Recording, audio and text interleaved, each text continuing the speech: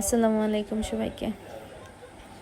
আজকে সারাদিনই টুকটাক বৃষ্টি, আর দেশে আসার পর যেমন গরম আর তার পাশাপাশি এরকমের মাঝে মাঝে বৃষ্টি, এটাই একটা স্বস্তি অন্যরকম।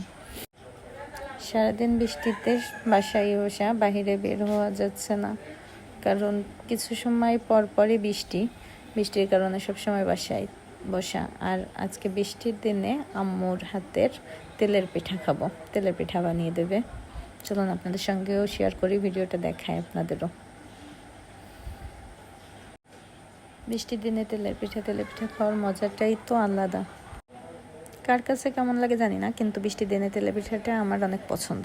আমাদের এলাকায় অবশ্যই এটাকে ভাজা পিঠা বলে, আর এটার কালারটা এরকমের, তার কারণ হলো এটা গুড় দিয়ে বানানো। গুড়ের পিঠাটা অনেকের পছন্দ, অনেকের পছন্দ না, আমার কাছে ভালোই লাগে। এই কারণে আমার আম্মু আমাকে গুড়ের পিঠা বানিয়ে দেবে, তেলের পিঠা গুড় দিয়ে। পিঠাটা আম্মু যখন ভাজতেছিল তখন আমিও গেছিলাম যে আমিও একটু ভাজি, দেখি কেমন হয়। কিন্তু না, আমাকে বলছে যে তুমি সরে যাও, তোমার ভাজার দরকার নেই, শুধু শুধু আগুনের কাছে দাঁড়ানোর দরকার নেই। আসলে মায়েরা তো অন্যরকমই হয়, যে আগুনের কাছে, তাপের কাছে দাঁড়ানোর কোনো প্রয়োজন নেই।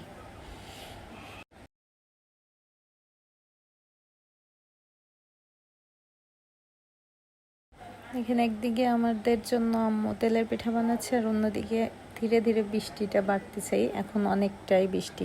আর একটু কাছের থেকে আপনাদের দেখাচ্ছি, দেখেন এখান থেকে ভালো করে বোঝা যাচ্ছে বৃষ্টিটা অনেকই হচ্ছে। যাই হোক, আজকে বৃষ্টির দিনে তেলে পিঠা খাবো, আর এইটা আমাদের তেলে পিঠার ফাইনাল লুক।